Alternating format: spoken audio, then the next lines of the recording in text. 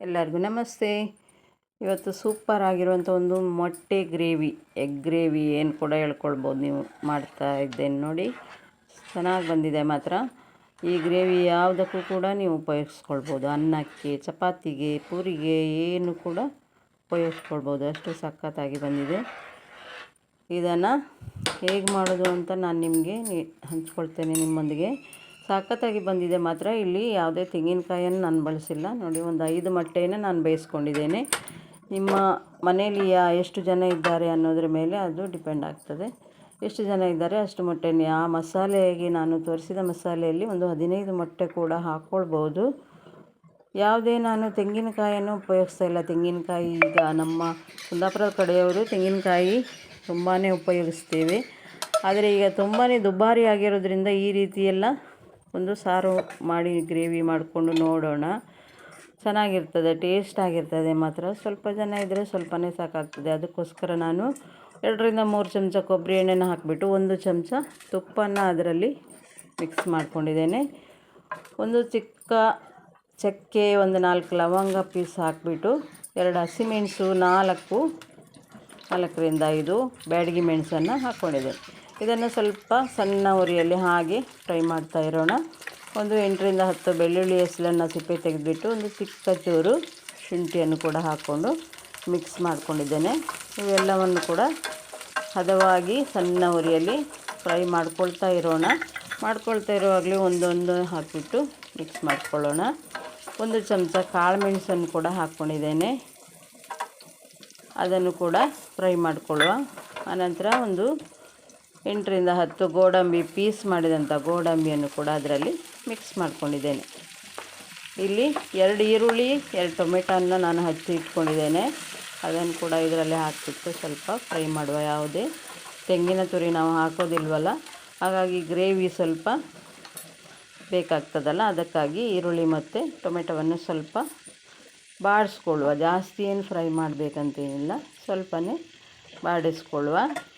ಇದನ್ನು ಹಾಗೆ ಫ್ರೈ ಮಾಡ್ಕೊಳ್ತಾನೆ ಇರುವಾಗ ಅದಕ್ಕೆ ನಾವು ಬೇರೆ ಮಸಾಲೆ ಪೌಡರ್ಗಳನ್ನು ಸ್ವಲ್ಪ ಜಾಸ್ತಿ ಮಸಾಲೆ ಯೂಸ್ ಮಾಡೋದಿಲ್ಲ ನಾನು.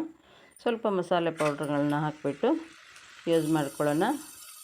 ಒಂದು 2 ಚಿಕ್ಕ ಸ್ಪೂನಲ್ಲಿ ಒಂದು 2 ಚಮಚ ಆಗುವಷ್ಟು ಧನಿಯಾ ಪೌಡರನ್ನು, 1 ಚಮಚ ಆಗುವಷ್ಟು ಜೀರಾ ಪೌಡರನ್ನು ನಾನಿಲ್ಲಿ ಹಾಕ್ಕೊಂಡಿದ್ದೇನೆ. ಮತ್ತು ಯಾವುದೇ ಗರಂ ಮಸಾಲೆನೇ ಜಾಸ್ತಿ ಯೂಸ್ ಮಾಡೋದಿಲ್ಲ. ಚಕ್ಕೆ ಮತ್ತು ಲವಂಗನ ಹಾಕ್ಕೊಂಡಿದ್ನಲ್ಲ, ಅದೇ ಸಾಕಾಗ್ತದೆ. ತುಂಬ ಗರಂ ಮಸಾಲೆ ಹಾಕುವಷ್ಟು ಇಲ್ಲಿ ಐಟಮ್ ಇಲ್ವಲ್ಲ. ಎಗ್ ಒಂದು 4ರಿಂದ 5 ಉಪಯೋಗಿಸ್ತಿದ್ದೇನಲ್ಲ, ಅದಕ್ಕೋಸ್ಕರ ಸಾಕಾಗ್ತದೆ ಇದು. ಇದನ್ನು ಸ್ವಲ್ಪ ಚೆನ್ನಾಗಿ ಬಾಡಿಸ್ಕೊಂಡು ಆಮೇಲೆ ಒಂದು 2ರಿಂದ 3 ಚಮಚ ಆಗುವಷ್ಟು ಮೊಸರನ್ನು ಹಾಕ್ಕೊಂಡಿದ್ದೇನೆ ನಾನು.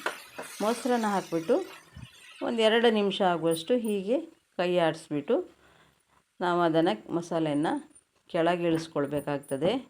ಸಪ್ಪೆ ಆಗೋ ತನಕ ನಾವು ಕೆಳಗೆ ಇಳಿಸ್ಬಿಟ್ಟು ಆಮೇಲೆ ಮಿಕ್ಸಿಗೆ ಹಾಕ್ಕೊಳ್ಳುವಂಥದ್ದು. ಇದಕ್ಕೇನೆ ನಾನು ಕೊತ್ತಂಬರಿ ಸೊಪ್ಪನ್ನು ಹಚ್ಚಿಬಿಟ್ಟು ಮಿಕ್ಸ್ ಮಾಡ್ಕೊಳ್ತಿದ್ದೇನೆ ಅಷ್ಟೇ. ಇಲ್ಲಿ ಫ್ರೈ ಮಾಡ್ಕೊಳ್ಳುವಂಥದ್ದು ಎಂತ ಇಲ್ಲ. ಕೊತ್ತಂಬರಿ ಸೊಪ್ಪನ್ನು ಹಾಗೆ ಹಾಕಿಬಿಟ್ಟು ಕೆಳಗೆ ಇಳಿಸ್ಬಿಡೋಣ. ಇಳಿಸಿ ಸಪ್ಪೆ ಆದ ನಂತರ ಇದನ್ನು ಮಿಕ್ಸಿ ಜಾರ್ಗೆ ಹಾಕಿಬಿಟ್ಟು ನಾವು ರುಬ್ಬಿಕೊಳ್ಳೋಣ. ನೈಸಾಗಿ ರುಬ್ಬಿಕೊಳ್ಳೋಣ, ಚೆನ್ನಾಗಿರ್ತದೆ. ಮಸಾಲೆ ನೈಸಾಗಿ ರುಬ್ಕೊಂಡ್ರೆ ಚೆನ್ನಾಗಿರ್ತದೆ. ಇಲ್ಲಿ ನಮಗೆ ಇನ್ನೂ ಸಹ ಗ್ರೇವಿ ಸ್ವಲ್ಪ ತಿಕ್ನೆಸ್ ಬೇಕು, ದಪ್ಪ ಬೇಕು ಅಂತಾದರೆ ನಾನಿಲ್ಲಿ ಒಂದು ಚಿಕ್ಕ ಆಲೂಗಡ್ಡೆಯನ್ನು ಬೇಯಿಸಿಟ್ಕೊಂಡಿದ್ದೇನೆ. ಅದನ್ನು ಇದರಲ್ಲಿ ಮಿಕ್ಸ್ ಮಾಡ್ಕೊಳ್ತೇನೆ. ನೀವು ತುಂಬ ಜನ ಇರುವವರನ್ನು ನೋಡಿಕೊಂಡು ಮಿಕ್ಸ್ ಮಾಡ್ಕೊಳ್ಳಿ. ಜನ ಜಾಸ್ತಿ ಇದ್ದರೆ ಇನ್ನೊಂದು ಚಿಕ್ಕದು ಹಾಕ್ಕೊಳ್ಬೋದು. ತುಂಬ ಚೆನ್ನಾಗಿರ್ತದೆ. ಗ್ರೇವಿ ಮಾತ್ರ ಸಖತ್ತಾಗಿ ಬರ್ತದೆ. ಇದು ಚಪಾತಿ, ದೋಸೆ, ಇಡ್ಲಿ, ಪೂರಿ ಇಂಥವುಗಳಲ್ಲಿ ಉಪಯೋಗಿಸ್ಕೊಂಡು ತಿನ್ನಲಿಕ್ಕೆ ಚೆನ್ನಾಗಂದರೆ ಚೆನ್ನಾಗಾಗ್ತದೆ. ಭಾರಿ ಟೇಸ್ಟ್ ಆಗಿದೆ.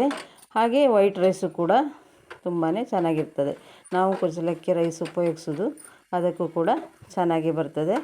ಆದರೆ ವೈಟ್ ರೈಸು ಬೇರೆ ದೋಸೆ, ಚಪಾತಿ, ಪೂರಿ ಇವುಗಳಿಗೆಲ್ಲ ಸಖತ್ತಾಗಿ ಬರ್ತದೆ ಮಾತ್ರ ಮೊಟ್ಟೆ ಗ್ರೇವಿ ನೋಡಿ. ಅದಕ್ಕೆ ಅದೇ ಪಾತ್ರೆಯಲ್ಲಿ ನಾನು ಮಿಕ್ಸಿಯಲ್ಲಿ ರುಬ್ಬಿದ ನಂತರ ಅದೇ ಪಾತ್ರೆಯಲ್ಲಿ ಒಂದು ಚಿಕ್ಕ ಒಗ್ಗರಣೆ, 2 ಚಮಚ ಎಣ್ಣೆ ಹಾಕಿಬಿಟ್ಟು, ತೆಂಗಿನ ಎಣ್ಣೆ ಹಾಕಿಬಿಟ್ಟು ಒಗ್ಗರಣೆ ಮಾಡಿ, ಒಂದು ಈರುಳ್ಳಿನ ಚಿಕ್ಕದಾಗಿ ಕಟ್ ಮಾಡ್ಕೊಂಡಿದ್ದೇನೆ. ಅದನ್ನು ಬಾಡಿಸ್ಬಿಟ್ಟು ರುಬ್ಕೊಂಡಂಥ ಮಸಾಲೆನ ಹಾಕಿ ಕುದಿಸಬೇಕು. ಕುದಿಸಿ ಉಪ್ಪು ರುಚಿಗೆ ತಕ್ಕಷ್ಟು ಉಪ್ಪನ್ನು ಹಾಕ್ಕೊಳ್ಬೇಕು.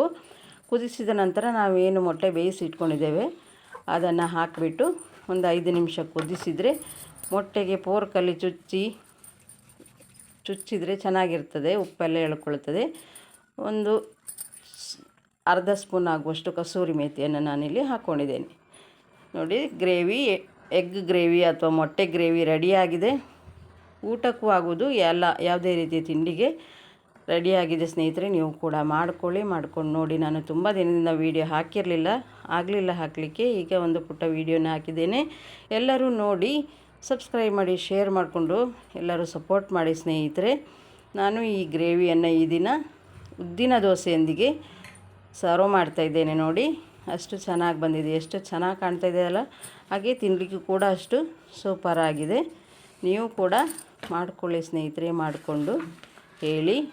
ವಿಡಿಯೋ ಡಿಲೇ ಆಗಿದೆ, ನಂದು ಮಾಡಲಿಕ್ಕಾಗಲಿಲ್ಲ, ಸ್ವಲ್ಪ ಪ್ರಾಬ್ಲಮ್ ಇತ್ತು, ಹಾಗಾಗಿ ಮಾಡಿರಲಿಲ್ಲ. ಇವಾಗ ಮಾಡಿದ್ದೇನೆ. ನೋಡಿಕೊಂಡು ಎಲ್ಲರೂ ಸಬ್ಸ್ಕ್ರೈಬ್ ಮಾಡಿ, ಶೇರ್ ಮಾಡಿ ಸ್ನೇಹಿತರೆ. ಎಲ್ರಿಗೂ ನಮಸ್ಕಾರ.